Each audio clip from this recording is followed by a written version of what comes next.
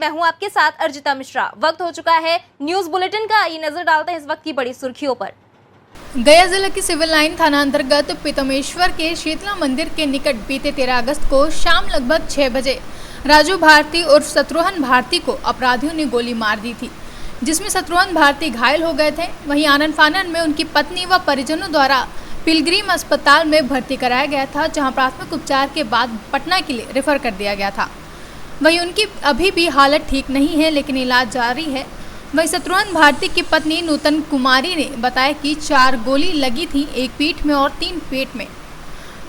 वहीं अपराधियों ने तो अपनी जान भर में जान से मार चुके थे। साथ ही पीड़ित शत्रुघ्न भारती ने बताया कि उनके साथ पूरा परिवार भय में है। अभी तक अपराधियों की गिरफ्तारी नहीं हुई है। हालांकि अपराधियों को मैं स्वयं पहचान लिया हूं, जिसका कांड संख्या 289/20 सिविल लाइन थाना में दर्ज हो चुका है और घटना को अंजाम देने वाले अपराधी का नाम इस प्रकार है, जिन्हें मैं स्वयं गोली मारते हुए देखा था। में बोले कि 2 दिन के बाद आकर फिर मिल लेना, और डीआईजी साहब से भेंट नहीं हो पाया।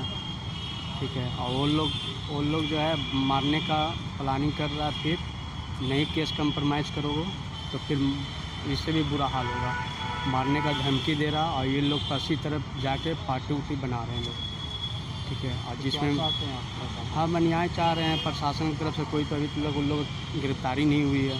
सुरक्षा की दृष्टि से क्या था? सुरक्षा तो वही मतलब प्रशासन से सुरक्षा की भी मांग की है। अभी तक कुछ ऐसा मिला नहीं है हम लोग को।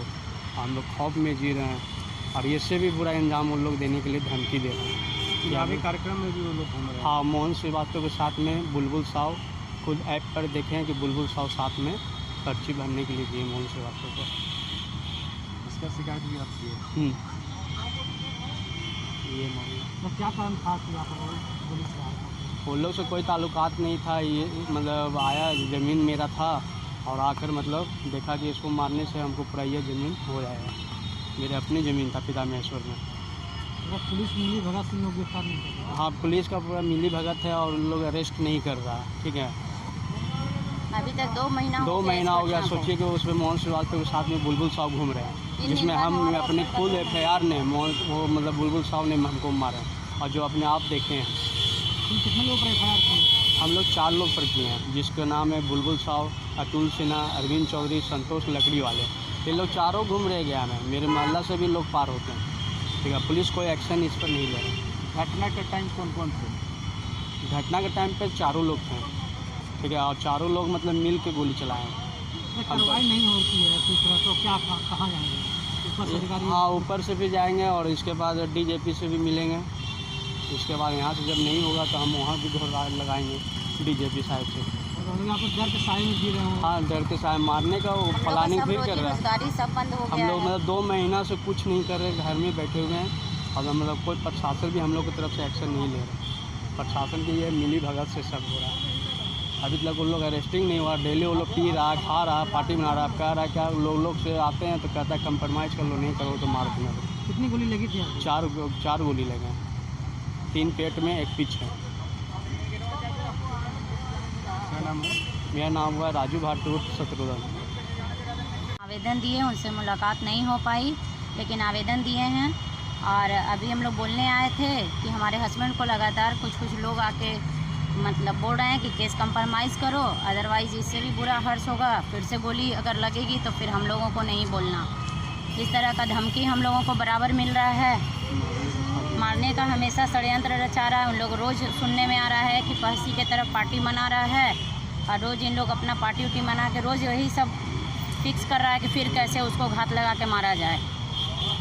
हम लोग को डर है कि कहीं से प्रशासन अभी तक कोई एक्शन नहीं लिया है। हम लोग सिटी SP के यहाँ भी गए, SP के यहाँ भी गए, और अभी IG सर के यहाँ भी आए। कहीं से हम लोगों को कोई मतलब कुछ भी सुनवाई नहीं हो रहा है। गोली मारा मोहन श्रीवास्तव। और जो मेरे हो गया 13 अगस्त को हमारे हस्बैंड के साथ ये घटना घटी, और जो इनको गोली मारा है वो मोहन श्रीवास्तव। अभी जब अपना पर्ची भरने गए तो उनके साथ क्या है, कौन न्यूज़ है, लोग देखे उसको, बुलबुल साव को। उसमें वो बिंदास घूम रहा है। प्रशासन किसी भी तरह का कोई एक्शन नहीं ले रहा है। कभी कभी हमारे घर के तरफ से भी उन लोग क्रॉस करता है। क्या नाम हुआ? हमारा रानी नूतन हुआ। गया से सीनियर संवाददाता अशोक शर्मा की रिपोर्ट। गया नगर निर्वाचन संख्या 230 से चैतन्य पाली ने निर्दलीय पर्चा भरा। बता दें कि ये कांग्रेस के कर्मठ व जुझारू कार्यकर्ता थे। वहीं इनका आरोप है कि गया से दागी व्यक्ति को कांग्रेस ने टिकट देकर अपना हाथ काट लिया। इस कारण से इन्होंने अपना निर्दलीय पर्चा भरा है। चुनाव लड़ रहे हैं। मैं 230 गया शहर विधानसभा से चुनाव लड़ रहा हूँ क्षेत्र से। किस पार्टी से चुनाव? मैं निर्दलीय चुनाव लड़ रहा हूँ क्योंकि मैंने अभी 2 दिन पहले ही कांग्रेस पार्टी के प्राथमिक सदस्यता से और अपने राष्ट्रीय को कोऑर्डिनेटर सोशल मीडिया के पद से इस्तीफा दिया है। इसका कारण ये है कि जिस तरह गया शहर विधानसभा क्षेत्र का जो टिकट है उसकी जो गलत तरीके से टिकट दिया गया है उसके विरोध में मैंने निर्दलीय चुनाव लड़ने का तय किया। किस मुद्दे पर आप कांग्रेस से लेकर के चुनाव लड़ना चाह रहे थे गया शहर से? मुद्दा सेम है। मुद्दा है युवाओं के लिए रोजगार, गरीबों के लिए न्याय, और जो 30 साल से गया शहर के विकास की रथ रुकी हुई है उसको दोबारा अब पटरी पर लाने की ज़रूरत हुई है। और बहुत बहुत लंबा समय हो गया। गया की जनता त्रस्त है, गया की जनता परेशान है। हाहाकार मचा हुआ हर तरफ, चाहे कोई भी सेक्टर हो, चाहे गया एक धार्मिक स्थल है, धार्मिक पर्यटन एक बहुत बड़ी चीज़ है। उसमें आप देख लीजिए आज जो पितृपक्ष का मेला नहीं हुआ उसकी वजह से जनता कितनी परेशान है, उसके रोज़गार कितना है। यहाँ के जो मौजूदा विधायक हैं वो जनता को झांकने भी नहीं आते।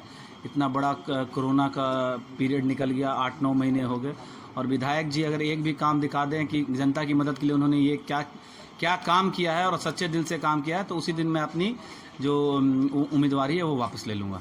कांग्रेस से आपका कितना दिनों से रिलेशन था? कांग्रेस से मैं 50 साल से, हमारे बाबूजी से लेके, हमारे दादाजी से लेके, मेरी माता जी और हम लोग 4था जनरेशन करीब कांग्रेस पार्टी से जुड़े हुए हैं।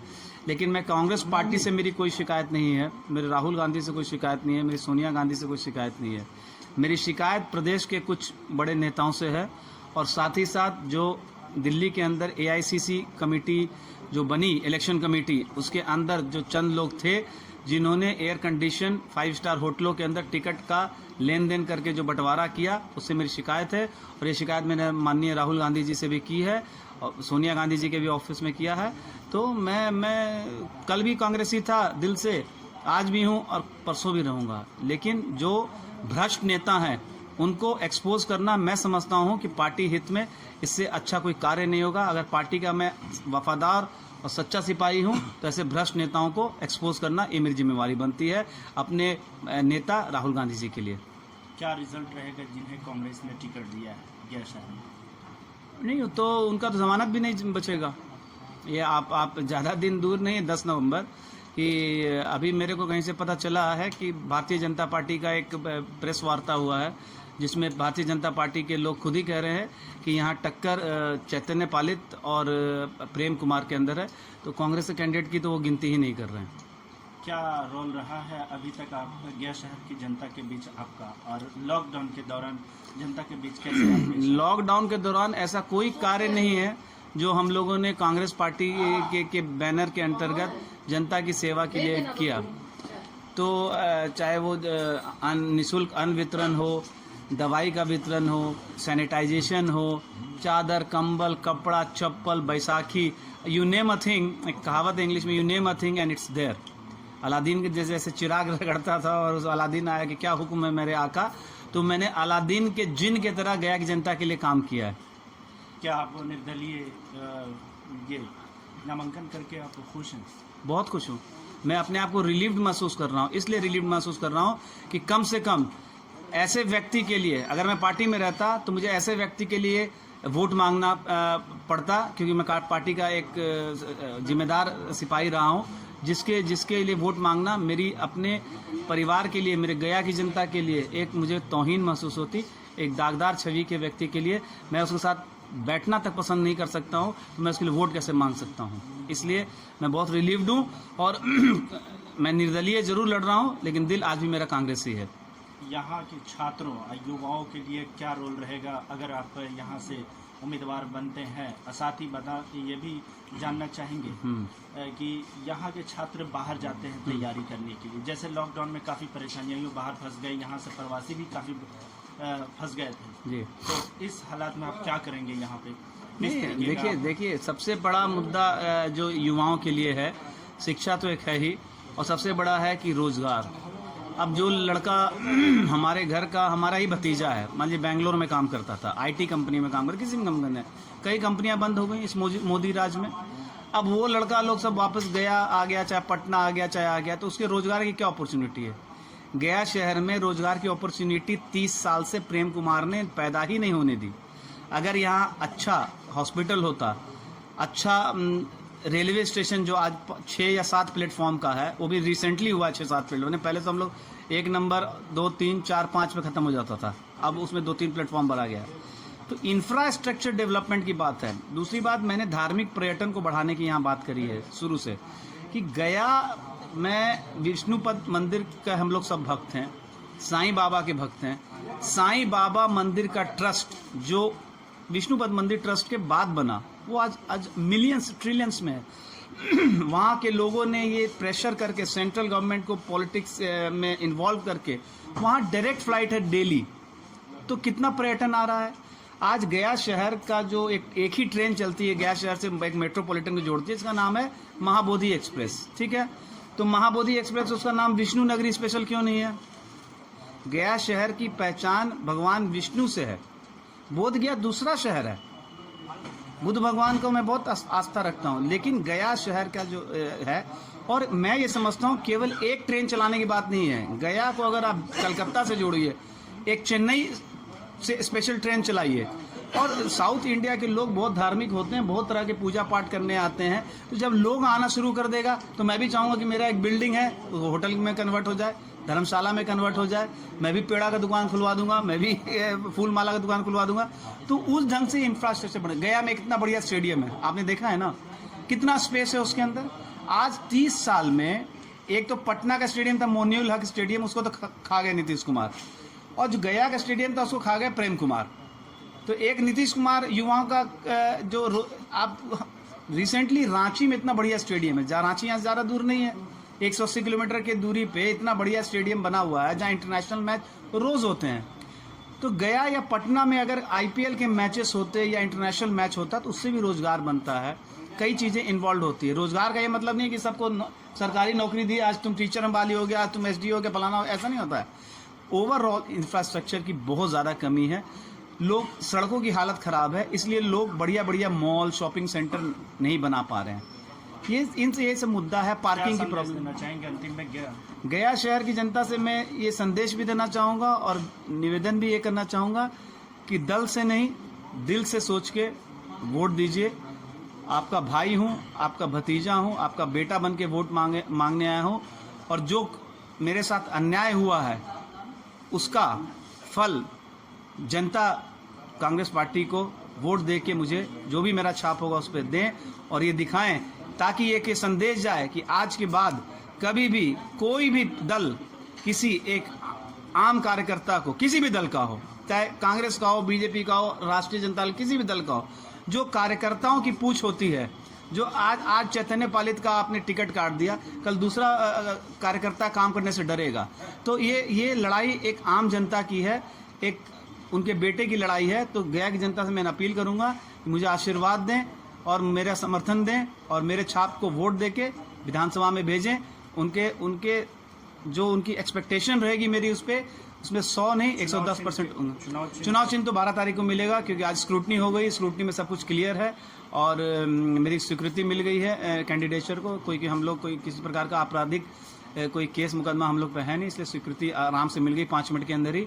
तो हम लोग अब मैदान जंग में है, सिंबल आपको 12 तारीख को बताएंगे जी। मैं चैतन्य पालित 230 गया शहर विधानसभा क्षेत्र से निर्दलीय उम्मीदवार। गया से सीनू संवाददाता अशोक शर्मा की रिपोर्ट। न्यूज बुलेटिन में फिलहाल इतना ही। देश प्रदेश की तमाम बड़ी खबरों के लिए बने रहिए सी न्यूज भारत के साथ। हर खबर आपके साथ, आपके हाथ।